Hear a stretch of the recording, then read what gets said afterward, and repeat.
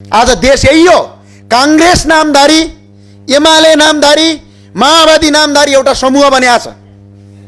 जब राष्ट्र र नेपाल रहने कुरा हुन्छ आपसमा लडेको छ, भिडेको छ। राष्ट्रवादी मुद्दामा मेरो देउवाले बोलेको छैन, त्यही भएर कांग्रेसले बोल्नु हुँदैन भने कार्यकर्ता चुप।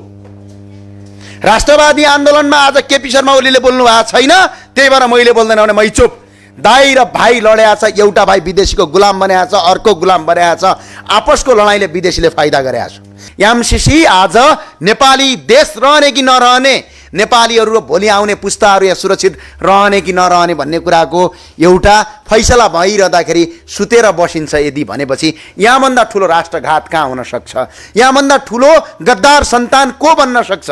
सबभन्दा ठुलो गद्दार सन्तान यदि कोही हो भने आफ्नी आमाको बलात्कार भइरहँदाखेरि साइडमा बसेर टुलु टुलु हेर्ने सन्तान दुनियाँको सबभन्दा गद्दार सन्तान हो। आज नेपाल आमा बलात्कृत हुन खोज्दैछन्, आज नेपाल आमामाथि विदेशीहरूले हस्तक्षेप गर्न खोज्दैछन्, अनि तपाईँ नेपाल आमाका सन्तानहरू चुप लाएर बस्ने, सुतेर बस्ने, हेरेर बस्ने, अनि तेरो पार्टी र मेरो पार्टी भन्दै दलगा झन्डा बोक्दै हिँड्ने। भर्खरै अफगान भएको छ अमेरिकनको। 20 खर्ब डलर खर्च गरेर अफगानिस्तान आज पनि विश्वको सबभन्दा गरिब देश छ भने 55 अर्बले यो मुलुक कायापलट हुन्छ भन्ने सपना देख्ने ती राष्ट्रघाती गद्दारहरूलाई अझै पनि तपाईँहरूले समर्थन गर्नुहुन्छ भने तपाईँ नेपाली होइन, तपाईँ बडा बिपीको कार्यकर्ता हुँ भनेर ठुलो गफ हान्नुहुन्छ। राष्ट्रिय मेलमिलापको नीति ल्याएर बिपी यो देशमा आएका हुन्। बिपीले भन्नुभएको एउटा कुरा तपाईँहरूले पढ्नु भएको छ, सुन्नु भएको छ भने तपाईँ किन जाग्नुहुन्न? एउटा कुरा भन्नुभएको छ, महारानी इन्दिरालाई मान्नुभन्दा राजा महेन्द्रलाई र राजा वीरेन्द्रलाई म यो देशको राजा मान्छु भनेर देश फर्केको बिपीको इतिहास छ। अनि आज त्यही बिपीको कार्यकर्ताले एमसीसी जस्तो राष्ट्रघाती चिज यो देशमा बेचिरहँदाखेरि गुलाम भएर हेर्नु भनेको तपाईँ बिपीको कार्यकर्ता पटक्कै हुन सक्नुहुन्न। बरु तपाईँ शेरबहादुर समूहको र रामचन्द्र समूहको एउटा गुटको उपगुटको एउटा समूह मात्रै हुन सक्नुहुन्छ। त्यही भएर छातीमा हात राखेर सोच्ने बेला आएको छ।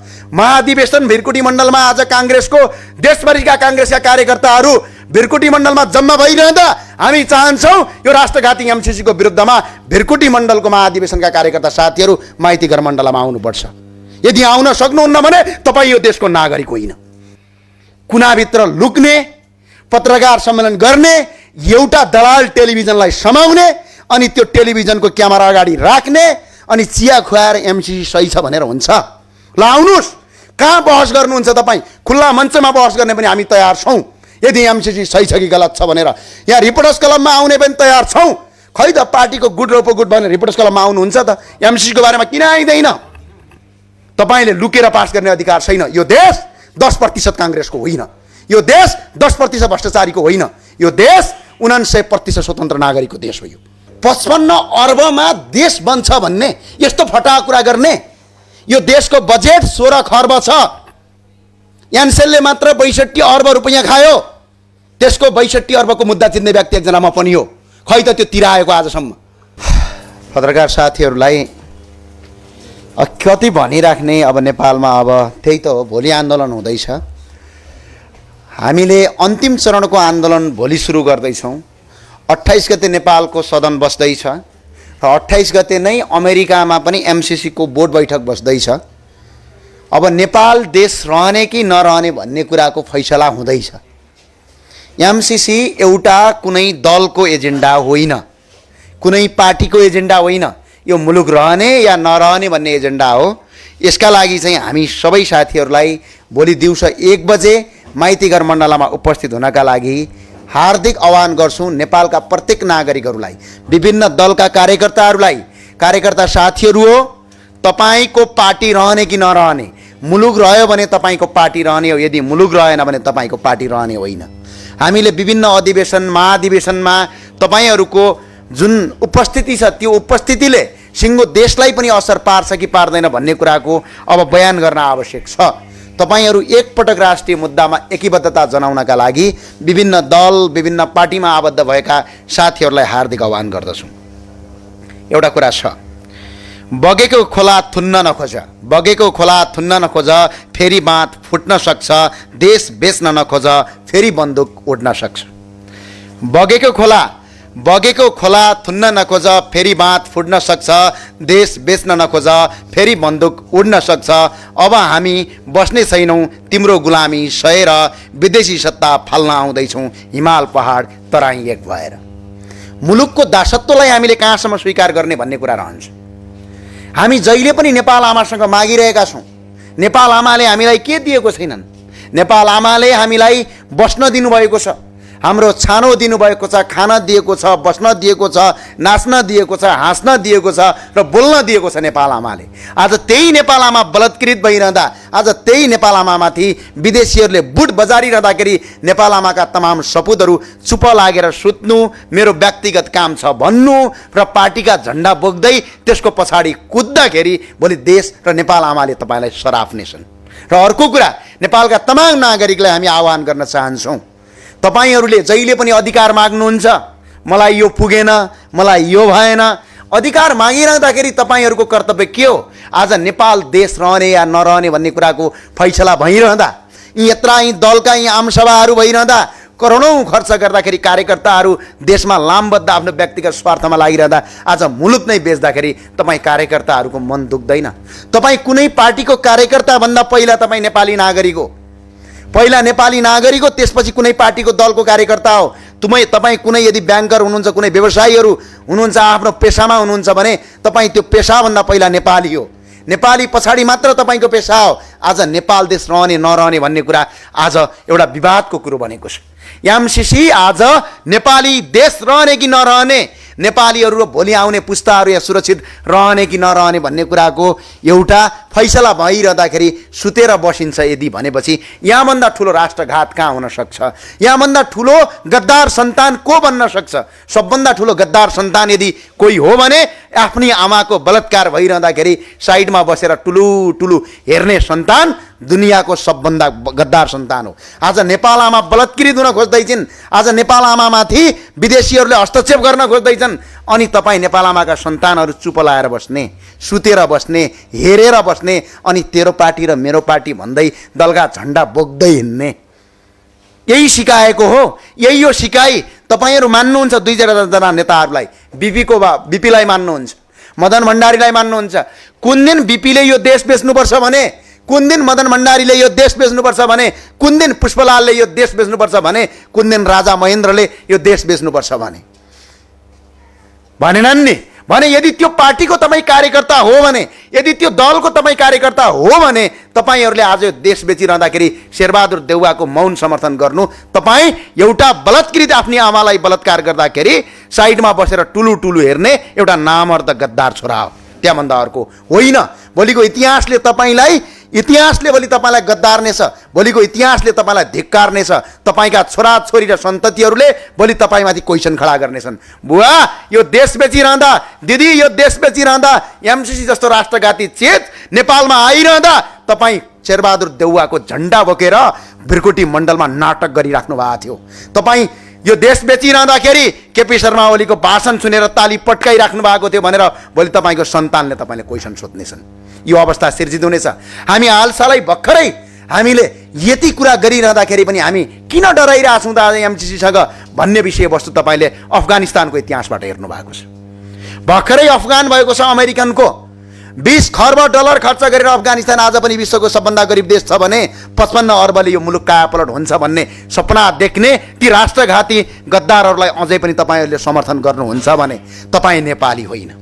जहिले पनि नेपाल आमासँग माग्ने, आज सडक भएन माग्ने, आज खाना पाउनुपर्छ भनेर माग्ने, आज बस्न पाउनुहुन्छ भने माग्ने, अनि नेपाल आमालाई नै आज विदेशीहरूको दलदलमा यी पार्टीका नामधारीका एउटा सुकुल गुण्डाहरूको समूहले, आज देशलाई नै यी गद्दारहरूको एउटा समूहले, तर पार्टी भन्छन् पार्टी होइनन्, यी गद्दारहरूको समूह हो, त्यो समूहले आज यो देशलाई बेचिरहँदाखेरि तपाईँ मौन बस्ने, तपाईँ चुप लाएर सुन्ने। तपाईँ कसरी भन्न सक्नुहुन्छ नेपाली? म अहिले पनि फेरि भन्न चाहन्छु, तपाईँ नेपाली काङ्ग्रेसको कार्यकर्ता हुनुभन्दा अगाडि नेपाली हो, तपाईँ एमालेको कार्यकर्ता हुनुभन्दा अगाडि नेपाली हो, तपाईँ कुनै राजावादी या गणतन्त्रवादी कुनै हुनुभन्दा पहिला तपाईँ नेपाली हो।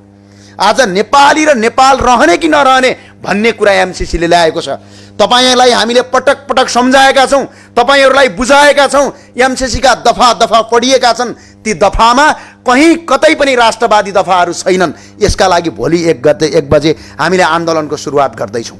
हामी मात्र होइन, धेरै साथीहरूले आन्दोलनको सुरुवात गर्दै हुनुहुन्छ। सबैलाई नेपाली एकपटक एकजुट बन्नुस् त ल। जसरी तपाईँ पार्टीका महाधिवेशनमा गुटुङटुङ कार्यकर्ता खाँदिएर मासु भातका लागि दौडधुप गर्नुहुन्छ, त्यस्तै एकपटक नेपालमा बचाउनका लागि दौडधुप गर्नुहोस् त। राष्ट्रघाती चिजहरू कसरी पछाडि हल्दा रहेछन्। एउटा कथा भन्न चाहन्छु। भगवान राम र रावणको एउटा खतरा कुरा भएछ अरे। रावणले युद्ध हारिसकेपछि रामलाई भन्नुभएछ, उमेरमा म तिमीभन्दा जेठो छु, ज्ञान र बलमा पनि म तिमीभन्दा अघि छु, जातमा म तिमी क्षेत्री म बाहुन, तिम्रो सुनको घर मेरो सुनको देश, तपस्या र क्षमतामा म धेरै बढी छु, देश पनि तिम्रो भन्दा मेरो ठुलो छ, सबै चिजमा तिमी भन्दा म अघि भएर पनि म हारे। तर कारण के हो भन्दाखेरि, कारण तिम्रो भाइ तिम्रो साथमा छ, मेरो भाइ तिम्रो साथमा छ। आज देश यही हो। कांग्रेस नामधारी, एमाले नामधारी, माओवादी नामधारी एउटा समूह बनिया छ। जब राष्ट्र र नेपाल रहने कुरा हुन्छ, आपसमा लडेया छ, भिडेको छ।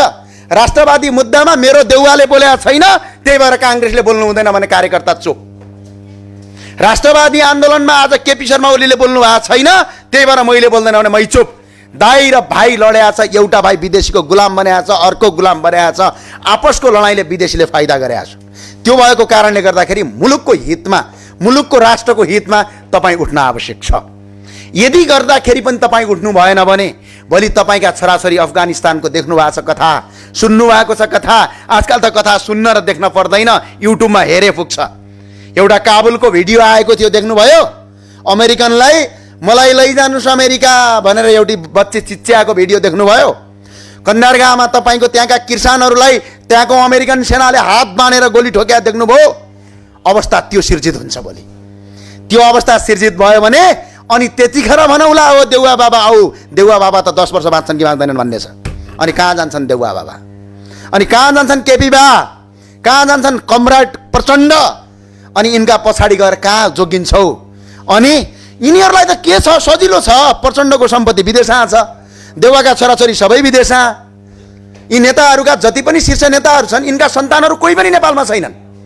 यिनीहरू विदेशमा पढ्छन्, विदेशमै बस्छन्।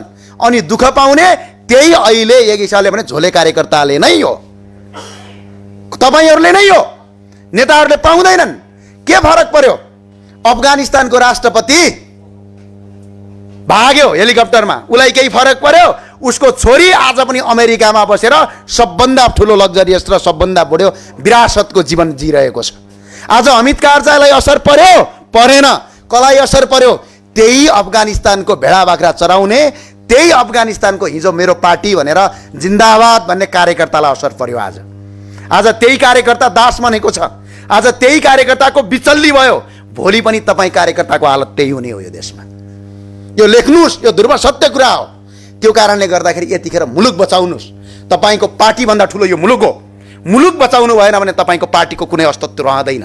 तपाईँ बडा बिपीको कार्यकर्ता हुँ भनेर ठुलो गफ हान्नुहुन्छ। राष्ट्रिय मेलमिलापको नीति ल्याएर बिपी यो देशमा आएका हुन्। बिपीले भन्नुभएको एउटा कुरा तपाईँहरूले पढ्नु भएको छ, सुन्नु भएको छ भने तपाईँ किन जाग्नुहुन्न? एउटा कुरा भन्नुभएको छ, महारानी इन्दिरालाई मान्नुभन्दा राजा महेन्द्रलाई र राजा वीरेन्द्रलाई म यो देशको राजा मान्छु भनेर देश फर्केको बिपीको इतिहास छ।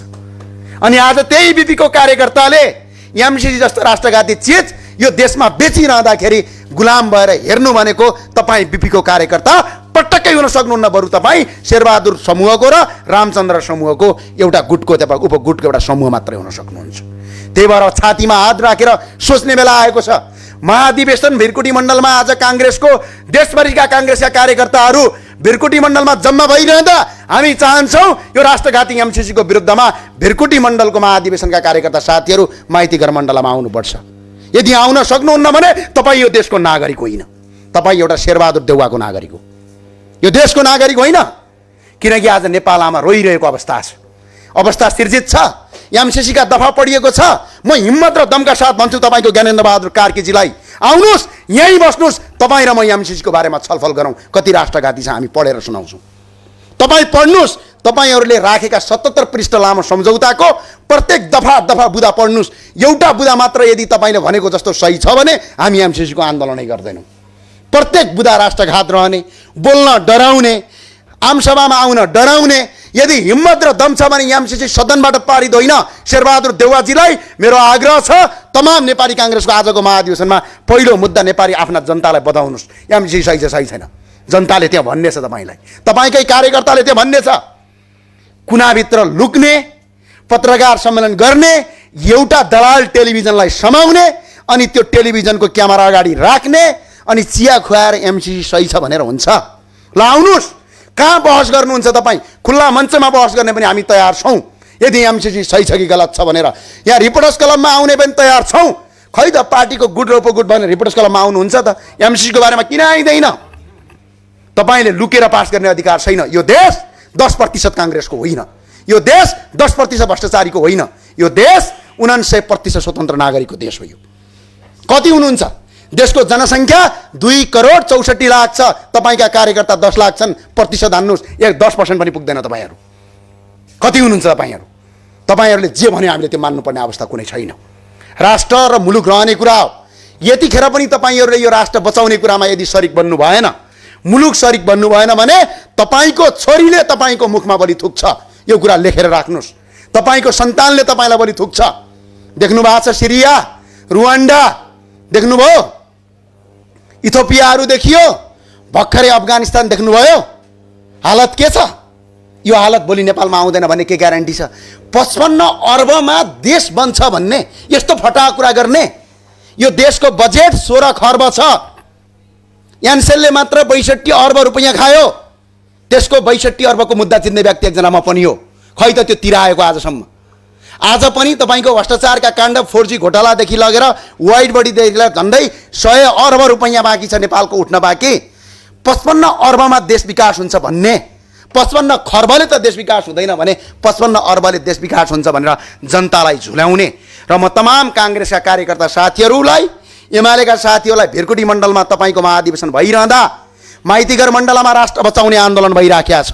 तपाईँ उपस्थित भएर यो देशमा एमसिसीको खारेज गर्नुहोस् र काङ्ग्रेसका कार्यकर्ता साथीहरूलाई आज शेरबहादुर देउवाजीले उद्घाटन गर्ने कार्यक्रममा एमसिसी फिर्ता लग भनेर नारा जुलुस गर्नुहोस् यदि यो देशको सच्चा नागरिक हो भने। हामी यो आह्वान र आग्रह गर्न चाहन्छौँ। र यही गर्दै यही 1 बजे भोलि बृहत नागरिक सभामा उपस्थित हुनका लागि हामी सबै सहभागी बनाऊ। नेपाल आमालाई बचाउँ एकपटक। यो ठेक्का लिने कसैले होइन, सबैले नेपाल आमालाई बचाउने हो। आज नेपाल आमा तपाईँलाई हामीले अधिकार मागिरहँदाखेरि नेपाल आमाले घाँस दिनुभयो, बाँस दिनुभयो, बस्ने छानो दिनुभएको छ, सुत्ने माटो सुत्ने खाट दिनुभएको छ, खाने घाँस बाँस र कपास दिएको छ, आज ओत लाग्ने ठाउँ दिएको छ भने नेपाल आमा बलात्कृत भइरहँदाखेरि तपाईँ छोराहरूको कर्तव्य हुन्छ नेपाल आमालाई बचाउने। यदि आमालाई बलात्कार भइरहँदा छोराले बचाउन सक्दैन, टुलु हेरेर भन्छ भने त्यो गद्दार हो। गद्दारलाई देशबाट निकाल्न आवश्यक छ। हस्, धन्यवाद। जय नेपाल।